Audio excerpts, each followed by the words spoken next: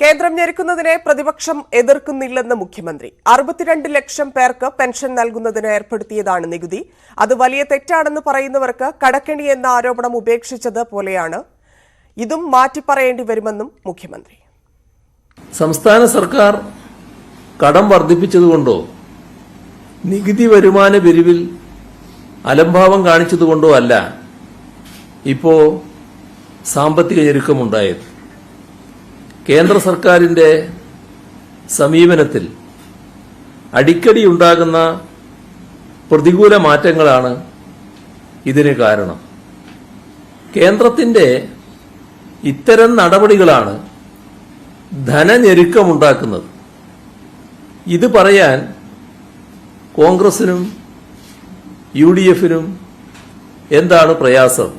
സങ്കുചിത രാഷ്ട്രീയം വെച്ച് ഏതു വിധേനയും സംസ്ഥാന സർക്കാരിനെ താറടിക്കുക എന്താണ്? ആ ഒരു ലക്ഷ്യം മാത്രമാണ് ചിലർക്കുള്ളത്. കേന്ദ്ര സർക്കാരിന്റെ ഇടയ്ക്കിടെ മാറുന്ന നയം പ്രതികൂലമായി ബാധിക്കുന്നുവെന്ന് മുഖ്യമന്ത്രി. സാമ്പത്തിക ഞെരുക്കത്തിന് കാരണം കേന്ദ്ര സമീപനമാണ്. നികുതി പിരിക്കുന്നതിൽ അലംഭാവം ഉണ്ടായതല്ല കാരണം. വാർഷിക വായ്പാ പരിധി യുക്തിരഹിതമായി കേന്ദ്രം വെട്ടിക്കുറയ്ക്കുന്നു. കിഫ്ബി പോലുള്ള സ്ഥാപനങ്ങൾ എടുക്കുന്ന വായ്പ സംസ്ഥാനം എടുക്കുന്ന കടമായി പ്രഖ്യാപിച്ചു. ശമ്പളവും പെൻഷനും നൽകാൻ കടമെടുക്കുന്നുവെന്ന് വലിയ പ്രചാരണം നടത്തുന്നുവെന്നും ധനഞെരുക്കം കേന്ദ്ര സമീപനം കാരണമെന്ന് പറയാൻ കോൺഗ്രസിനും UDF-നും എന്താണ് പ്രയാസമെന്നും മുഖ്യമന്ത്രി. ചലിക്കുന്ന സർക്കാരിന്റെ നേതൃത്വത്തിൽ ജനപങ്കാളിത്തത്തോടെ നടപ്പാക്കുന്ന വികസന പ്രവർത്തനങ്ങളിലൂടെ വളരുന്ന കേരളത്തെയാണ് നാം ഇന്ന് കാണുന്നത്. സ്ഥിതിവിവരക്കണക്കുകൾ തെറ്റായി അവതരിപ്പിച്ച് ഇതിനെ മറച്ചുപിടിക്കാനുള്ള പാഴ്ശ്രമം UDF അവസാനിപ്പിക്കണം. പ്രതിപക്ഷത്തിനെതിരെ മുഖ്യമന്ത്രി. തരാതരം വില കൂട്ടാൻ എണ്ണക്കമ്പനികൾക്ക് അധികാരം നൽകിയവരാണ് കോൺഗ്രസും BJP-യും. കുത്തകകളെ പ്രീണിപ്പിച്ചും ജനങ്ങളെ പിഴിഞ്ഞും മുന്നോട്ടു പോയവരാണ് കോൺഗ്രസ്. ഞെരുക്കി തോൽപ്പിക്കാമെന്നതാണ് കേന്ദ്ര നയമെന്നും മുഖ്യമന്ത്രി. കേന്ദ്ര സർക്കാരിന്റെ കേരളത്തോടുള്ള പകപോക്കൽ നയങ്ങൾ നമ്മളെ ഇത്തരമൊരു കാര്യത്തിന് നിർബന്ധിതമാക്കുന്ന അവസ്ഥയാണ് ഉണ്ടായത്. ഞെരുക്കി തോൽപ്പിച്ചു കളയാം എന്നൊരു മനോഭാവമാണ് കേന്ദ്രത്തിനുള്ളത്. അതിന് കുടപിടിക്കുന്ന പണിയാണ് ഇവിടുത്തെ UDF നേതൃത്വം ചെയ്യുന്നത്. UDF-ഉം BJP-യും ചേർന്ന് നടത്തുന്ന സമരകോലാഹലങ്ങൾ ജനങ്ങൾ മുഖവിലക്കെടുക്കില്ല. കിഫ്ബി അപ്രസക്തമായി എന്നുള്ള ആരോപണം അസംബന്ധമെന്ന് മുഖ്യമന്ത്രി. കിഫ്ബിയോട് എന്തിനിത്ര അസഹിഷ്ണുതയെന്ന് മനസ്സിലാകുന്നില്ല. കിഫ്ബി മുഖേന സ്കൂളും ആശുപത്രിയും വന്നില്ലേ എന്നും മുഖ്യമന്ത്രി. മനസ്സിലാകാത്തൊരു കാര്യം, കിഫ്ബിയോട് എന്തിനാണ് ഇത്ര വലിയ അസഹിഷ്ണുത? ആകാശകുസുമം, മലർപ്പൊടിക്കാരന്റെ സ്വപ്നം എന്നൊക്കെ ഇതിനെ നേരത്തെ അധിക്ഷേപിച്ചില്ലേ? ഒടുവിൽ കിഫ്ബി മുഖേന ആശുപത്രികൾ, സ്കൂളുകൾ, പാലങ്ങൾ, റോഡുകൾ സ്വന്തം മണ്ഡലങ്ങളിൽ യാഥാർത്ഥ്യമായപ്പോൾ അത് മോശമാണെന്ന് പറയുകയാണോ? അവയുടെ ക്രെഡിറ്റ് സ്വന്തം അക്കൗണ്ടിൽ പെടുത്തുകയാണോ ചെയ്തത് എന്ന് പ്രതിപക്ഷത്തെ പ്രമുഖരുൾപ്പെടെ ഓർത്തു നോക്കുന്നത് നന്നാകും. കേന്ദ്ര നയത്താൽ വരിഞ്ഞു മുറുക്കപ്പെട്ട സംസ്ഥാനത്ത് ആശ്വാസകരമായ ബജറ്റാണ് സർക്കാർ അവതരിപ്പിച്ചത്. ബജറ്റിലെ ഓരോ ഇനവും നോക്കിയാൽ മതി. ബജറ്റിലെ നികുതി നിർദ്ദേശങ്ങൾക്കെതിരെയുള്ള പ്രതിപക്ഷ പ്രതിഷേധത്തിൽ സ്തംഭിച്ച നിയമസഭ. സർക്കാർ പിടിവാശി ഉപേക്ഷിക്കണമെന്നും ഇന്ധന സെസ് പൂർണ്ണമായും പിൻവലിക്കണമെന്നുമാണ് പ്രതിപക്ഷ ആവശ്യം. സഭാ കവാടത്തിൽ പ്രതിപക്ഷ MLA-മാർ നടത്തിവന്ന സമരം പിൻവലിച്ചു. സഭയ്ക്ക് പുറത്ത് അതിശക്തമായ സമരവുമായി മുന്നോട്ടു പോകാനാണ് പ്രതിപക്ഷ തീരുമാനം.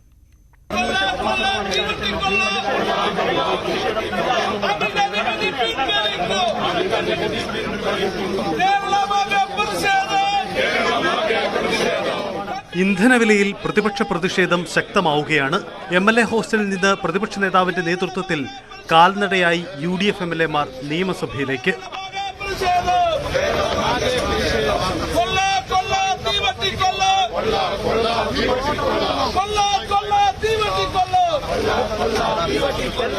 ഓർഡർ ചോദ്യോത്തരം 151. ചോദ്യോത്തരവേളയുടെ തുടക്കത്തിൽ തന്നെ പ്രതിപക്ഷ നേതാവ് നിലപാട് വ്യക്തമാക്കി. സാർ, ഈ നികുതി നിർദ്ദേശങ്ങൾ കേരളത്തിലെ ജനങ്ങളെ ഗൌരവതരമായി ബാധിക്കുന്ന, അവരുടെ ജീവിതക്രമത്തെ താളം തെറ്റിക്കുന്നതാണ്. അതുകൊണ്ട് ഞങ്ങളുടെ ശക്തമായ പ്രതിഷേധം ഞങ്ങൾ തുടരുകയാണ്. സാർ, ഞങ്ങൾക്ക് ഈ സഭാ നടപടികളുമായിട്ട് യോജിച്ചു പോകാനുള്ള ഞങ്ങളുടെ ശക്തമായ വിയോജിപ്പ് ഞങ്ങളുടെ സാധാരണ ചെയറിന്റെ ഭാഗത്ത് നിന്ന് ഇത്തരം സംഭവങ്ങൾ ഉണ്ടായാൽ ചോദ്യോത്തരവേള സസ്പെൻഡ് ചെയ്യാറുള്ളതാണ് ഇവിടുത്തെ പ്രസിഡന്റ്. അങ്ങനെ ചെയ്യണം. ചോദ്യോത്തരവേള സസ്പെൻഡ് ചെയ്യണമെന്ന് പ്രതിപക്ഷം ആവശ്യപ്പെട്ടെങ്കിലും സ്പീക്കർ വഴങ്ങിയില്ല. ഇതോടെ പ്രതിപക്ഷ പ്രതിഷേധം ശക്തമായി. സ്പീക്കറുടെ ഡയസിന് മുന്നിലും പ്രതിഷേധം.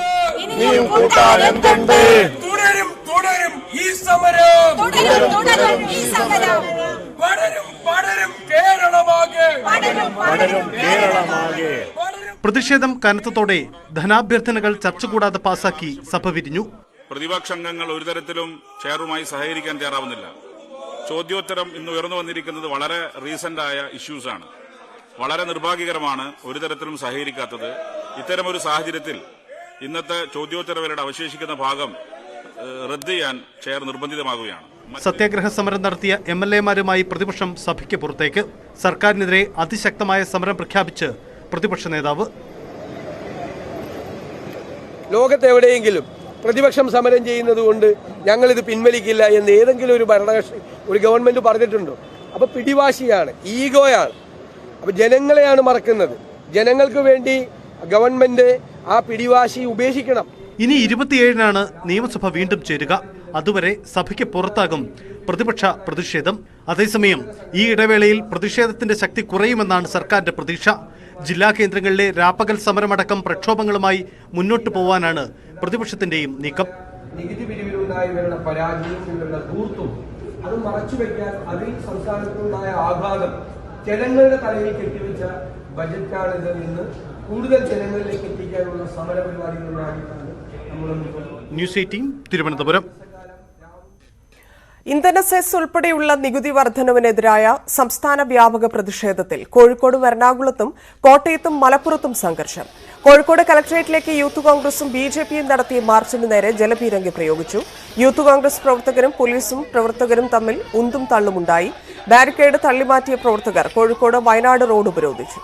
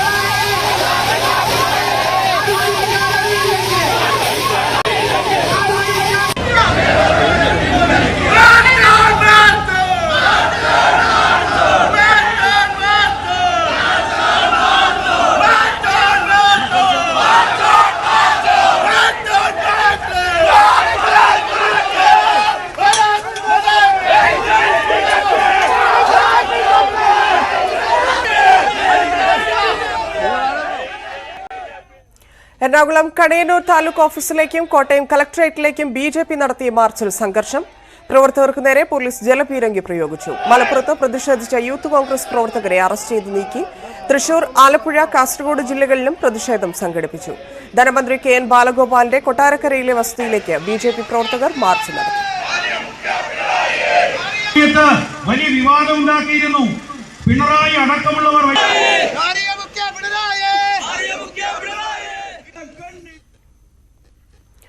ധനകാര്യ വകുപ്പിന്റെ കെടുകാര്യസ്ഥത അക്കമിട്ട് നിരത്തി CAG റിപ്പോർട്ട്. നികുതി കുടിശ്ശിക പിടിച്ചെടുക്കുന്നതിനും നികുതി നിർണ്ണയിക്കുന്നതിലും ഇളവുകൾ നൽകുന്നതിലും ഗുരുതര വീഴ്ചയാണ് വരുത്തിയത്. 7100 കോടി റവന്യൂ കുടിശ്ശിക പിരിച്ചെടുക്കാൻ നടപടിയില്ല. ബജറ്റിലെ നികുതിയേതര വരുമാനം പകുതി പോലും സമാഹരിക്കാൻ കഴിയുന്നില്ലെന്നും CAG റിപ്പോർട്ടിൽ കണ്ടെത്തി. സംസ്ഥാന സർക്കാരിനെതിരെ പ്രതിപക്ഷം ഉന്നയിക്കുന്ന പ്രധാന വിമർശനമാണ് നികുതി പിരിവ് കാര്യക്ഷമമല്ല എന്നത്. ഈ വിമർശനം സാധൂകരിക്കുന്നതാണ് CAG റിപ്പോർട്ടിലെ കണ്ടെത്തലുകൾ. 12 വകുപ്പുകളിലായി പിരിച്ചെടുക്കാനുള്ള റവന്യൂ കുടിശ്ശിക 7,100 കോടി 32 ലക്ഷം രൂപയാണ്. ഇതിൽ 6,422 കോടി രൂപയും സർക്കാർ തദ്ദേശ സ്ഥാപനങ്ങളിൽ നിന്നാണ് ലഭിക്കേണ്ടത്. നികുതി കുടിശ്ശിക പിരിച്ചെടുക്കാൻ ഒരു ഡാറ്റാ ബാങ്ക് തയ്യാറാക്കണമെന്നും CAG ശുപാർശ ചെയ്യുന്നു.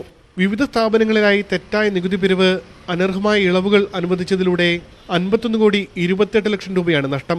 2020-21 കാലത്തെ ബജറ്റ് പ്രഖ്യാപനത്തിലെ നികുതിയേതര വരുമാനത്തിൽ പകുതി മാത്രമാണ് സമാഹരിക്കാനായത്. 49.16% കുറവാണ് സമാഹരിച്ചതെന്ന് റിപ്പോർട്ടിൽ കണ്ടെത്തി. യാഥാർത്ഥ്യബോധത്തോടെയുള്ള ആസൂത്രണം ബജറ്റ് നിയന്ത്രണത്തിൽ നടപ്പാക്കേണ്ടതുണ്ടെന്നും CAG നിർദ്ദേശിക്കുന്നു. മാനദണ്ഡങ്ങളിലെ വീഴ്ച മൂലം രജിസ്ട്രേഷൻ, സ്റ്റാമ്പ് ഡ്യൂട്ടി ഇനത്തിൽ 1 കോടി 54 ലക്ഷം രൂപയുടെ കുറവുണ്ടായി. എക്സൈസ് കമ്മീഷണറെയും CAG റിപ്പോർട്ടിൽ വിമർശിക്കുന്നുണ്ട്. 2 ബാർ ലൈസൻസുകൾ അനധികൃതമായി കൈമാറ്റം ചെയ്യാൻ എക്സൈസ് കമ്മീഷണർ നിയമങ്ങൾ ദുരുപയോഗം ചെയ്തു. ഇതിലൂടെ 26 ലക്ഷം രൂപ നഷ്ടമുണ്ടായതായും CAG കണ്ടെത്തി. കൂടാതെ കൃത്യമായി പിഴ ചുമത്താത്തതിൽ ഉൾപ്പെടെ 1 കോടി 34 ലക്ഷം രൂപയുടെ നഷ്ടവും എക്സൈസ് വകുപ്പിന് ഉണ്ടായി. ബാറുകളുടെ ഉടമസ്ഥതയിൽ അനധികൃത പുനഃസംഘടന കണ്ടെത്താൻ ഇടയ്ക്കിടെ പരിശോധന വേണമെന്നും CAG ശുപാർശ ചെയ്യുന്നു. ഉമേഷ് ബാലകൃഷ്ണൻ, ന്യൂസ് 18, തിരുവനന്തപുരം. സംസ്ഥാന വരുമാനത്തിൽ എക്സൈസ് നികുതി കുറഞ്ഞു വരുന്നതായി principal accountant general doctor Biju Jacob. 400 കോടിയോളം രൂപയുടെ കുറവുണ്ടായി. കോവിഡ് കാലമായതിനാൽ സ്വാഭാവിക കുറവാകാം. ബാർ ലൈസൻസ് കൈമാറ്റം ചെയ്യാൻ പാടില്ല. പുതിയ ലൈസൻസ് നൽകുകയാണ് വേണ്ടത്.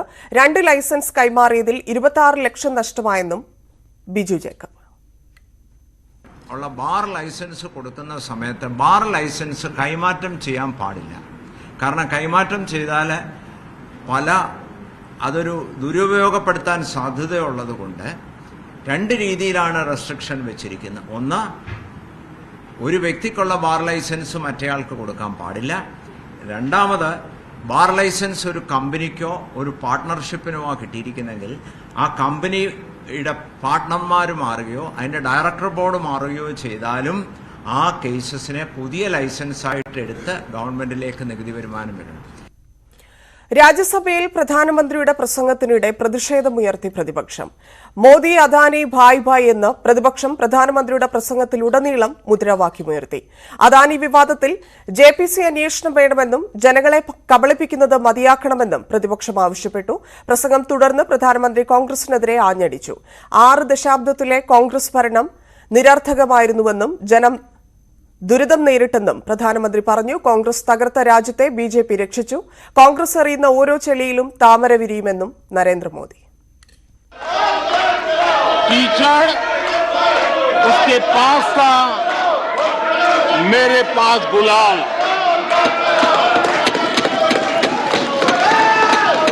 कीचड़ उसके पास था, मेरे पास गुलाल. जो भी जिसके पास था उसने दिया उछाल.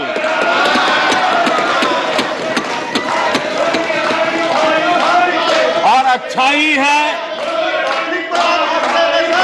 जितना कीचड़ उछालोगे कमल उतना ही ज्यादा खिलेगा.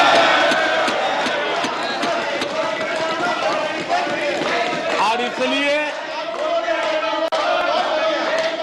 कमल खिलाने में आपका प्रत्यक्ष परोक्ष जो भी योगदान है, इसके लिए मैं उनका भी आभार व्यक्त करता हूं. പ്രതിപക്ഷ പെരുമാറ്റം രാജ്യ താൽപര്യത്തിനെതിരാണ്. കോൺഗ്രസ് അക്കൌണ്ട് BJP പൂട്ടിച്ചതിലുള്ള വിഷമം തനിക്ക് മനസ്സിലാകും. നഷ്ടങ്ങളിൽ നിന്ന് കോൺഗ്രസ് പാഠം ഉൾക്കൊണ്ടില്ല. 2014 കോൺഗ്രസിന് ഭരണം നഷ്ടമാകുമ്പോൾ 12,000 ഗ്രാമങ്ങൾ ഇരുട്ടിലായിരുന്നു. എന്നാൽ ഇപ്പോൾ അവിടെയെല്ലാം വൈദ്യുതി എത്തിയെന്നും നരേന്ദ്രമോദി. AICC അധ്യക്ഷൻ മല്ലികാർജ്ജുൻ ഖാർഗെയും മോദി വിമർശിച്ചു. കർണാടകത്തിനു വേണ്ടി ഖാർഗെ ഒന്നും ചെയ്തിട്ടില്ലെന്നും BJPയാണ് അവിടെ വികസനം എത്തിച്ചതെന്നും പ്രധാനമന്ത്രി. കേന്ദ്ര സർക്കാരിന്റെ നേട്ടങ്ങളും പ്രധാനമന്ത്രി എണ്ണിപ്പറഞ്ഞു. നടുത്തളത്തിലിറങ്ങിയ പ്രതിപക്ഷാംഗങ്ങളോട് ഇരിപ്പിടങ്ങളിലേക്ക് മടങ്ങാൻ അധ്യക്ഷൻ ആവശ്യപ്പെട്ടെങ്കിലും പ്രതിഷേധം അവസാനിപ്പിച്ചില്ല. തുർക്കിയിലും സിറിയയിലും ഭൂകമ്പത്തിൽ മരണസംഖ്യ 19,000 കടന്നു. തുർക്കിയിൽ മരണസംഖ്യ 19,000 കടന്നുവെന്ന പുതിയ റിപ്പോർട്ടുകൾ വരുന്നു. സിറിയയിൽ മരണസംഖ്യ 3,000-വും കടന്നെന്നാണ് വിവരം. ഭൂകമ്പ ബാധിത പ്രദേശങ്ങളിൽ തുർക്കി പ്രസിഡന്റ് റസീപ് സയ്യിദ് എർദോഗൻ സന്ദർശനം നടത്തി. ജനങ്ങളെ വഴിയാധാരമാക്കിയില്ലെന്നും ജനങ്ങൾക്ക് എല്ലാ സഹായവും ഉറപ്പാക്കുമെന്നും എർദോഗൻ പറഞ്ഞു. 10 പ്രവിശ്യകളിലും 1 വർഷത്തിനകം പുതിയ വീടുകൾ നിർമ്മിച്ചു നൽകും. രക്ഷാപ്രവർത്തനത്തിലെ ഏകോപനത്തിൽ വീഴ്ച സംഭവിച്ചെന്നും എർദോഗൻ സമ്മതിച്ചു.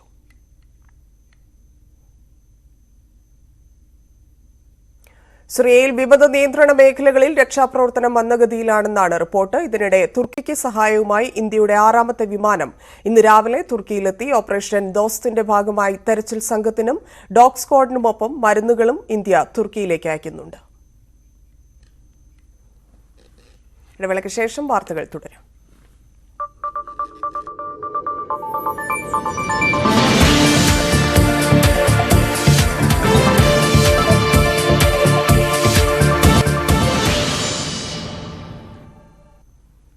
വാർത്തകളിലേക്ക്. കേന്ദ്രമന്ത്രി വി മുരളീധരന്റെ തിരുവനന്തപുരത്തെ വീടിന് നേരെ ആക്രമണം. വീടിന്റെ ജനൽ ചില്ലുകൾ തകർത്ത നിലയിലാണ്. മോഷണശ്രമമോ ആക്രമണമോ ആകാമെന്നാണ് പോലീസ് പറയുന്നത്. സുരക്ഷ ഒരുക്കുന്നതിൽ പോലീസിന്റെ ഭാഗത്തുനിന്ന് വലിയ വീഴ്ചയുണ്ടായതായി ബിജെപി ആരോപിച്ചു. ഉമേഷ് ബാലകൃഷ്ണന്റെ റിപ്പോർട്ട്. കേന്ദ്രമന്ത്രി വി മുരളീധരൻ ഇന്നലെ ഇവിടെ ഉണ്ടായിരുന്നില്ല. അദ്ദേഹം ഡൽഹിയിലാണ്. ഇവിടെ രാവിലെ എത്തിയ ജീവനക്കാരിയാണ് ഈ രീതിയിൽ ഒരു അക്രമ ശ്രമം തിരിച്ചറിഞ്ഞത്. അതായത് മുൻഭാഗത്ത് 3 ജനൽപ്പാളികളുണ്ട്. അതിൽ ഒരു ജനൽപ്പാളി വലിയൊരു കല്ലുകൊണ്ട് അടിച്ച് തകർത്ത നിലയിലാണ് കണ്ടെത്തിയിരിക്കുന്നത്. ഇതുകൂടാതെ ജനൽപ്പാളികൾ തുറക്കാനുള്ള ശ്രമം നടന്നതായി ഈ വിരലടയാള വിദഗ്ധരുടെ പരിശോധനയിൽ കണ്ടെത്തിയിരുന്നു. അതിനുശേഷം മുന്നിലെ വാതിൽ തുറക്കാനുള്ള ശ്രമവും നടന്നതായി കണ്ടെത്തിയിട്ടുണ്ട്. മുന്നിലെ വാതിൽ പൊളിച്ച് അകത്തേക്ക് കടക്കാനുള്ള ശ്രമത്തിന്റെ ഭാഗമായി മുന്നിലെ വാതിൽ തുറക്കാനുള്ള ശ്രമങ്ങൾ നടന്നതായും അതിന്റെ ഭാഗത്ത് നിന്ന് വിരലടയാളങ്ങളും കണ്ടെത്തിയിട്ടുണ്ട്. ഈ ഒരു വലിയ കല്ലുകൊണ്ട് അടിച്ച് തകർത്ത നിലയിലാണ് കണ്ടെത്തിയത്. ഈ ഭാഗത്ത് രക്തക്കറകളും കണ്ടെത്തിയിട്ടുണ്ട്. ഒരുപക്ഷെ അക്രമിയുടെ കാലുകളോ മറ്റോ മുറിഞ്ഞ് ഇവിടെ രക്തക്കറകൾ ഉണ്ടായതാകാം എന്നാണ് പോലീസ് കരുതുന്നത്. ഫോറൻസിക് വിഭാഗം സ്ഥലത്തെത്തി വിരലടയാളങ്ങളും ശേഖരിച്ചിട്ടുണ്ട്. കൂടാതെ രക്തസാമ്പിളുകളും ശേഖരിച്ചിട്ടുണ്ട്. ഈ മുൻഭാഗത്ത് മാത്രമല്ല പിറകിലും സമാനമായ രീതിയിൽ അതിക്രമിച്ച് കിടക്കാനുള്ള അകത്തേക്ക് കിടക്കാനുള്ള ഒരു ശ്രമം ഉണ്ടായിട്ടുണ്ട്. പിറകിലത്തെ സ്റ്റെപ്പ് വഴിയാണ് അത്തരത്തിൽ അതിക്രമിച്ച് കയറാനുള്ള ശ്രമം നടന്നിരിക്കുന്നത്. മുൻഭാഗത്ത് നിന്ന് അക്രമി നേരെ ഇതുവഴി പിറകിലേക്ക് എത്തുകയാണ് ചെയ്തത്. പിറകിലെത്തിയ ശേഷം പിറകു വഴി അകത്തേക്ക്, അതായത് 1ാമത്തെ നിലയിലേക്ക് കയറാൻ സ്റ്റെപ്പുണ്ട്. ആ സ്റ്റെപ്പിൽ വഴി കയറിപ്പോയതിന്റെ ഒരു അടയാളങ്ങളാണ് ഇവിടെ കാണാൻ കഴിയുന്നത്. ഒന്നിടവിട്ടുള്ള സ്റ്റെപ്പുകളിൽ രക്തക്കറകളും കാണാനാകുന്നുണ്ട്. മുകളിലെ വാതിൽ തുറക്കാനുള്ള ശ്രമം നടത്തിയതിന്റെ സൂചനകളും ഫോറൻസിക് വിഭാഗത്തിന് ലഭിച്ചിട്ടുണ്ട്. ഒരു കരുതുന്നത് ഒന്നിടവിട്ടുള്ള സ്റ്റെപ്പുകളിൽ ഇത്തരത്തിൽ രക്തക്കറകൾ കണ്ടെത്തിയത് ഒരുപക്ഷെ അദ്ദേഹത്തിന്റെ കാലോ ശരീരത്തിന്റെ മറ്റേതെങ്കിലും ഭാഗമോ മുറിഞ്ഞതിന്റെ അടിസ്ഥാനത്തിൽ ഓരോ സ്റ്റെപ്പ് ഇടവിട്ട് മുകളിലേക്ക് കയറിയതിന്റെ ഭാഗമായിട്ടാകാം ഇത്തരത്തിൽ രക്തക്കറകൾ ഉണ്ടായത് എന്നാണ് കരുതുന്നത്. എന്തായാലും മുകളിലത്തെ വാതിലും തുറക്കാനുള്ള ശ്രമങ്ങൾ മാത്രമാണ് നടന്നത്. ഇവിടെയും ഫോറൻസിക് വിഭാഗം നേരിട്ടെത്തി പരിശോധനകൾ നടത്തി വിരലടയാളങ്ങളും മറ്റും ശേഖരിച്ചിട്ടുണ്ട്. കൂടാതെ ഡോഗ് സ്ക്വാഡിന്റെ നേതൃത്വത്തിലുള്ള പരിശോധനകളും പൂർത്തിയാക്കിയിട്ടുണ്ട്.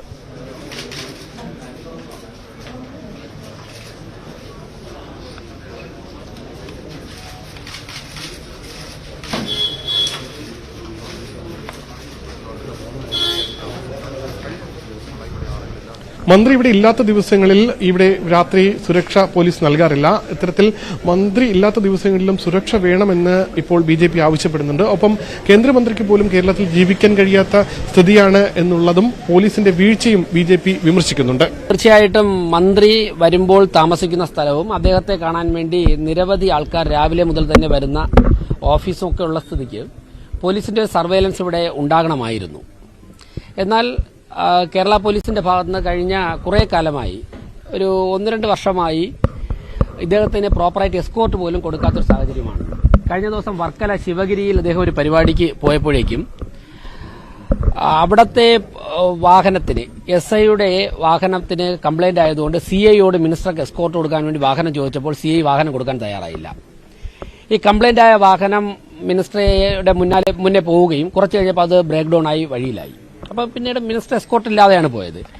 അദ്ദേഹം കേരളത്തിൽ ഒരു മുതിർന്ന പൊതുപ്രവർത്തകനായതുകൊണ്ട് ഇത്തരം കാര്യത്തിലൊന്നും അദ്ദേഹം പരസ്യമായിട്ട് പ്രതികരിക്കുന്നില്ല. പക്ഷേ ഗവൺമെന്റും പോലീസും അത് മുന്നിൽ കണ്ടുകൊണ്ട് അദ്ദേഹത്തിന് ആവശ്യമായ സുരക്ഷ അദ്ദേഹത്തിനും വീടിനുമൊക്കെ തന്നെ കൊടുക്കാൻ തയ്യാറാണമായിരുന്നു. പോലീസിന്റെ ഭാഗത്തുനിന്ന് വളരെ വലിയൊരു വീഴ്ചയാണ് ഗവൺമെന്റിന്റെയും പോലീസിന്റെയും ഭാഗത്തുനിന്നുണ്ടായിട്ടുള്ളത്.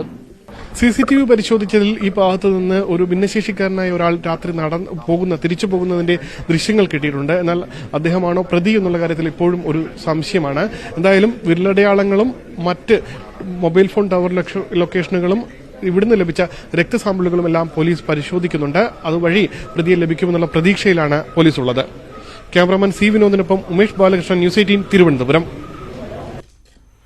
വി മുരളീധരന്റെ വീടാക്രമണം ശ്രദ്ധയിൽപ്പെട്ടെന്ന് മുഖ്യമന്ത്രി. അന്വേഷണത്തിന് പ്രത്യേക സംഘത്തെ നിയോഗിച്ചു. പോലീസ് അന്വേഷണം പുരോഗമിക്കുന്നുവെന്നും മുഖ്യമന്ത്രി. വീടാക്രമിച്ച ഒരു സംഭവം എന്ന് പറയുന്നത് എന്താണ് ഉണ്ടായതെന്ന് പോലീസ് അന്വേഷിച്ചുകൊണ്ടിരിക്കുകയാണ്. അതിന്റെ കാര്യങ്ങൾ കൃത്യമായിട്ട് കണ്ടെത്തും. അതിന് പ്രത്യേക ടീമിനെ തന്നെ നിയോഗിച്ചിട്ടുണ്ട്. അതിന്റെ കാര്യങ്ങൾ നടന്നുകൊണ്ടിരിക്കുകയാണ്. വി മുരളീധരന്റെ വീടിന് നേരെ നടന്ന ആക്രമണത്തിൽ കുറ്റക്കാരെ എത്രയും വേഗം കണ്ടെത്തണമെന്ന് BJP സംസ്ഥാന അധ്യക്ഷൻ കെ സുരേന്ദ്രൻ. കേന്ദ്രമന്ത്രിക്ക് പോലും കേരളത്തിൽ ഇതാണ് അവസ്ഥയെന്നും സുരേന്ദ്രൻ.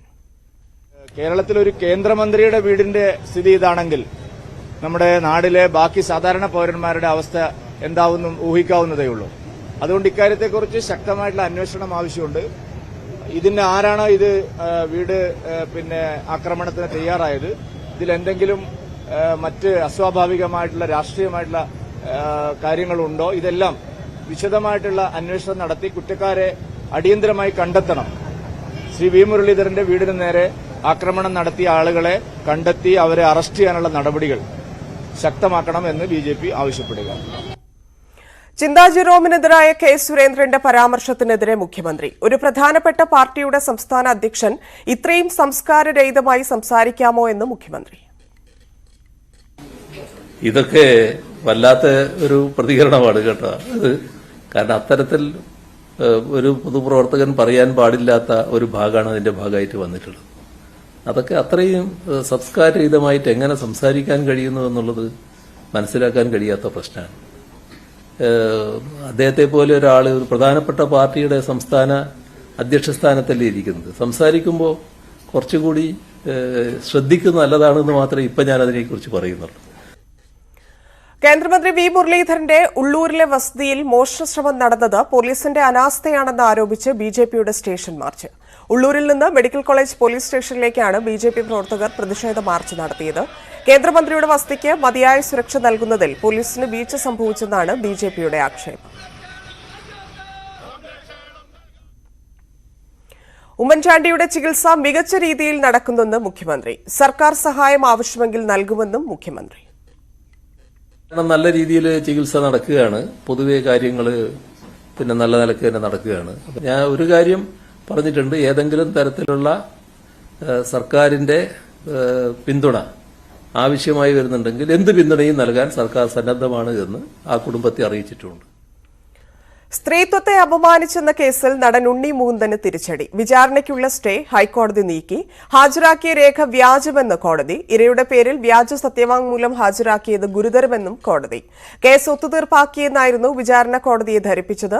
ഒത്തുതീർപ്പുണ്ടാക്കിയിട്ടില്ലെന്ന് ഇരയുടെ അഭിഭാഷകൻ ഹൈക്കോടതിയെ അറിയിച്ചു. അഡ്വക്കേറ്റ് സൈബി ജോസ് ഹാജരായി അനുകൂല വിധി നേടിയ കേസാണ് ഹൈക്കോടതി പുനഃപരിശോധിച്ചത്. ഇടവേളയ്ക്ക് ശേഷം വാർത്തകൾ തുടരും.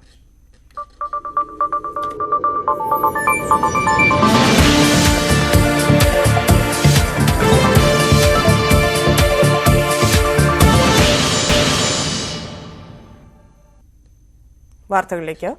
കോഴിക്കോട് NITയിൽ സ്നേഹപ്രകടനങ്ങൾ വിലക്കി സർക്കുലർ. ക്യാമ്പസിൽ എവിടെയും പരസ്യമായ സ്നേഹപ്രകടനങ്ങൾ പാടില്ലെന്ന് സർക്കുലറിൽ പറയുന്നു.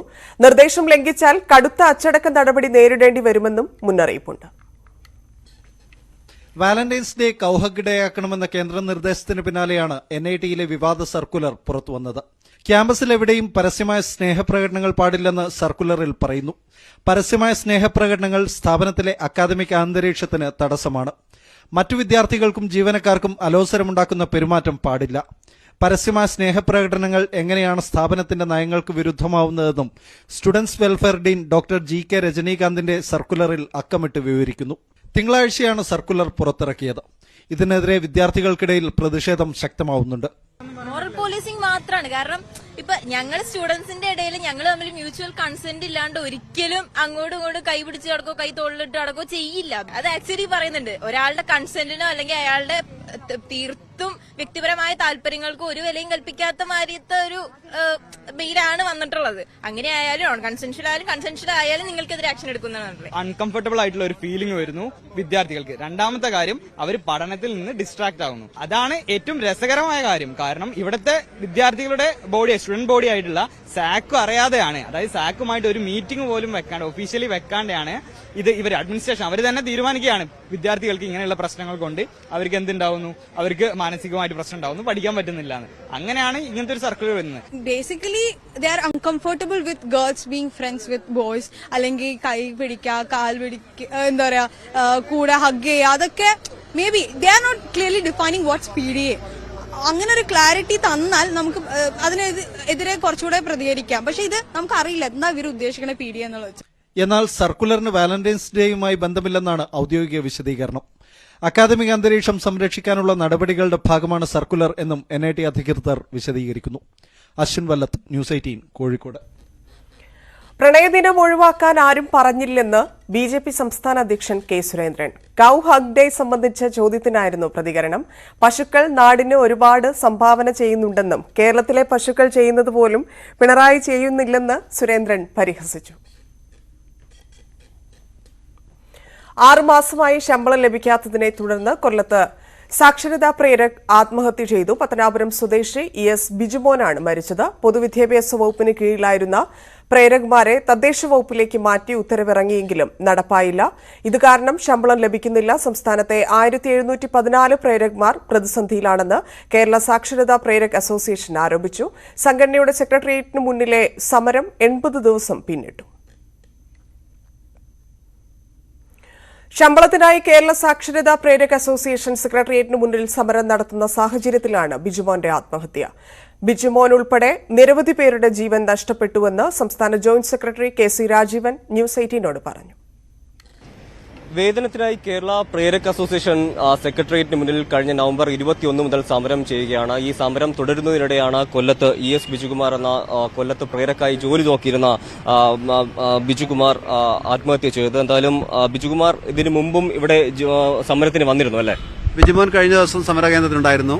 വളരെ ആവേശത്തോടുകൂടി മുദ്രാവാക്യം വിളിക്കുകയും പാട്ടുപാടുകയെല്ലാം ചെയ്ത് സമരകേന്ദ്രത്തിലെ ആളുകളെ വല്ലാത്ത രൂപത്തിൽ ഒരു ആവേശത്തിൽ കൊള്ളിച്ച ഒരു ബിജുമോനായിരുന്നു. ആ ബിജുമോന് ഇന്ന് രാവിലെയാണ് ആത്മഹത്യ ചെയ്തതായി കാണുന്നത്. ബിജുമോനെ പോലെ ഞങ്ങളെ സംബന്ധിച്ച് ഈ കഴിഞ്ഞ 2017 ശേഷം 8ഓളം പേർ ഞങ്ങളുടെ കുടുംബത്തിൽ നിന്ന് നഷ്ടമായി. പ്രേരകമാരായിട്ടുള്ള ബാലകൃഷ്ണൻ ഉൾപ്പെടെ, കോട്ടയത്തെ പ്രേരക് സജിനി ഉൾപ്പെടെയുള്ള 8ഓളം പേർ നമുക്ക് നഷ്ടമായി. അത് രോഗം മൂലവും അതുപോലെ തന്നെ ആത്മഹത്യ ചെയ്തും എല്ലാം നഷ്ടമായിട്ടുണ്ട്. ഈ സാമ്പത്തിക മൂലം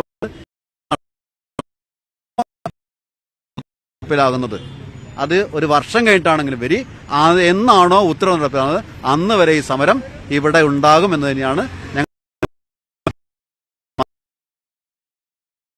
നടപ്പിലാക്കാൻ തന്നെയാണ് സംഘടന തീരുമാനിച്ചിരിക്കുന്നത്. നവംബർ 21 മുതൽ സമരത്തിലാണ് നിങ്ങൾ എല്ലാവരും. അപ്പോ എന്താണ് ഇനി മുന്നോട്ടുള്ള ഒരു സമര രീതികൾ എങ്ങനെയായിരിക്കും? ആ ഉത്തരവ് നേടുന്നതിന് ഞങ്ങൾ ഏത് സമര രീതിയിൽ മാറ്റം വരുത്തണമെങ്കിലും അത് സ്റ്റേറ്റ് കമ്മിറ്റി കൂടി തീരുമാനിക്കും. ഏറ്റവും അടുത്ത ദിവസം തന്നെ സ്റ്റേറ്റ് കമ്മിറ്റി കൂടാൻ തീരുമാനിച്ചിട്ടുണ്ട്. അതും പ്രകാരം തീരുമാനിച്ച് ഞങ്ങൾ ഈ സമര പരിപാടികൾക്കെല്ലാം മാറ്റം വരുത്തി ജനശ്രദ്ധ ആകർഷിക്കുന്ന തരത്തിലേക്ക് മാറ്റും. അടിയന്തരമായിട്ടും അടിവരയിട്ടും പറയാനുള്ള ഒരേ ഒരു കാര്യം, പുനർവിന്യാസ ഉത്തരവ് ഞങ്ങളുടെ കയ്യിൽ ഈ സമരപ്പന്തലിൽ വായിക്കാതെ ഞങ്ങൾ ഇവിടുന്ന് പിരിഞ്ഞു പോകില്ല. അതാണ് തീർച്ചയായും. എന്തായാലും പുനർവിന്യാസം അടക്കമുള്ള കാര്യങ്ങൾ ഇവർ പ്രതീക്ഷിക്കുന്നുണ്ട്. എന്തായാലും ഒരു ജീവൻ നഷ്ടപ്പെട്ട സ്ഥിതിക്ക് ഇനിയെങ്കിലും അധികാരികൾ കണ്ണു തുറക്കുമെന്നാണ് പ്രതീക്ഷിക്കുകയും ചെയ്യുന്നത്. തിരുവനന്തപുരത്ത് നിന്നും വിനോദ് കുമാറിനൊപ്പം നന്ദകുമാർ, ന്യൂസ് 18. കടബാധ്യതയെ തുടർന്ന് വീട്ടുമുറ്റത്ത് ചിതയൊരുക്കി ഗൃഹനാഥൻ ആത്മഹത്യ ചെയ്തു. കൊല്ലം പുത്തൂരിലാണ് മാർനാട് സ്വദേശി വിജയകുമാർ ജീവനൊടുക്കിയത്. ഇന്നു പുലർച്ചെ 1 മണിയോടെയാണ് വിജയകുമാർ പുത്തൂർ മാറനാട്ടുള്ള സഹോദരി വിജയമ്മയുടെ വീട്ടുമുറ്റത്ത് സ്വയം ചിതയൊരുക്കി ജീവനൊടുക്കിയത്. പൊട്ടിത്തെറി ശബ്ദത്തോടെ തീ ആളിക്കത്തുന്നതാണ് സഹോദരിയുടെ ശ്രദ്ധയിൽപ്പെട്ടത്. തുടർന്ന് ബന്ധുക്കളുടെയും മറ്റും സഹായത്തോടെ തീ കെടുത്തിയെങ്കിലും വിജയകുമാർ അതിലുണ്ടെന്ന് രാവിലെയാണ് തിരിച്ചറിഞ്ഞത്. ശബ്ദം കേട്ടുകൊണ്ട് ഇറങ്ങി നോക്കുമ്പോഴേക്ക് തീ കവളിക്ക് അങ്ങ് മേളി വരെ അങ്ങ് പോവുക, അടുക്കാനൊക്കത്തില്ല. വീട്ടിനകത്തുനിന്ന് ഇത്തിരി വെള്ളം കൊണ്ടുവന്നു, വെളിയിൽ നിന്ന് കൊണ്ടുവന്നു ഒഴിച്ചു. ഇവിടെ ഇരുന്ന വെള്ളം ഞാൻ എടുത്തതുമില്ല ഒഴിച്ചതുമില്ല. എനിക്ക് അന്നേരം ഒന്നും തോന്നുന്നില്ല ഒഴിക്കാനും ഒന്നും. ഈ പുള്ളി ഇതിലുണ്ടെന്ന് അറിഞ്ഞില്ല? അറിയുന്നില്ല. അത് പിന്നെ ഈ വെള്ളം ഒഴിച്ച് തീ മങ്ങിയതിന് ശേഷം കുറച്ച് കഴിഞ്ഞ ആളെന്തെന്ന് അറിയുന്നത്. കൈയും കാലും എല്ലാം ഇരിക്കുന്ന കണ്ട് അത്രയും സംഭവം മാത്രമേ എനിക്കറിയാം, അല്ലാതെ എനിക്കൊന്നും അറിഞ്ഞുകൂടാ. സാമ്പത്തിക ബാധ്യത മൂലമാണ് ആത്മഹത്യ ചെയ്യുന്നതെന്നും മരണത്തിൽ മറ്റാർക്കും പങ്കില്ലെന്നും വ്യക്തമാക്കുന്ന ആത്മഹത്യാക്കുറിപ്പ് പോലീസ് കണ്ടെടുത്തു. ജോലി ചെയ്യാൻ ശാരീരിക ശേഷിയില്ലാത്തതിനാലാണ് ജീവൻ ഒടുക്കുന്നതെന്നും കുറിപ്പിലുണ്ട്. ചിതയ്ക്ക് സമീപത്തെ മരത്തിൽ നിന്നാണ് ആത്മഹത്യാക്കുറിപ്പ് കണ്ടെടുത്തത്. പുത്തൂർ പോലീസ് കേസെടുത്ത് അന്വേഷണം ആരംഭിച്ചു. ന്യൂസ് 18 കൊല്ലം. എറണാകുളം ചെറായിയിൽ ഭാര്യയെ കൊലപ്പെടുത്തി ഭർത്താവ് ആത്മഹത്യ ചെയ്തു.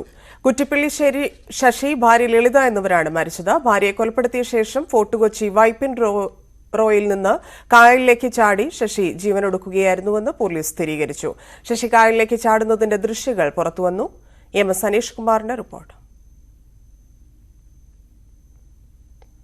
രാവിലെ 6:00 വൈപ്പിൻ ഫോർട്ട് കൊച്ചി ജങ്കാറിൽ നിന്നും ശശി പുറത്തേക്ക് ചാടിയത്. രാവിലെ ഇവിടെ നിന്നും പുറപ്പെട്ട ശേഷം ആദ്യ ജങ്കാറിൽ കയറിയ ശേഷം പിന്നീട് പുറത്തേക്ക് ചാടുകയായിരുന്നു. ഇതിൻ്റെ കായലിലേക്ക് ചാടുകയായിരുന്നു. ഇതിൻ്റെ CCTV ദൃശ്യങ്ങൾ പുറത്തു വരികയും ചെയ്തിരുന്നു.